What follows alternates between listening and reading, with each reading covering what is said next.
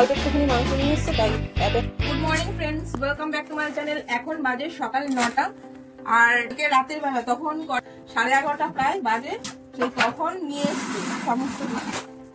এখন আর গোছানোর টাইম পাইনি, যে সকালবেলায় স্নান টান কমপ্লিট হয়ে গেছে, সমস্ত কাজ ঘরের হয়ে গেছে, এখন এটা নিয়ে বসেছি। দেখো আমার কিন্তু মাসে 2টো সর্ষের তেল লাগে, 2টো 3টে। তোমরা শুনলে হয়তো হাসবে, কোনো সময় বেঁচেও যায়, 2টো 3টেই সর্ষের তেল লাগে। আর সাদা তেলটা নিয়ে এসছি, মেয়ে খুব লুচি পরোটা খেতে চায়, সেই কারণে একটা সাদা তেল। এগুলো চিনি, মেয়ে বলেছে বিরিয়ানি খাবে, তাই জন্য এই যে বিরিয়ানির চাল।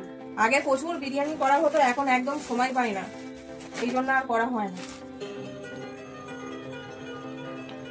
এই যে তেল ঢালা কমপ্লিট হয়ে গেছে, মাসকাবাড়ি সব গোছানো হয়ে গেছে। এখন গোছাবো 3 দিন ধরে, এই যে জামা কাপড় 3 দিন ধরে আমি শুকিয়েছি।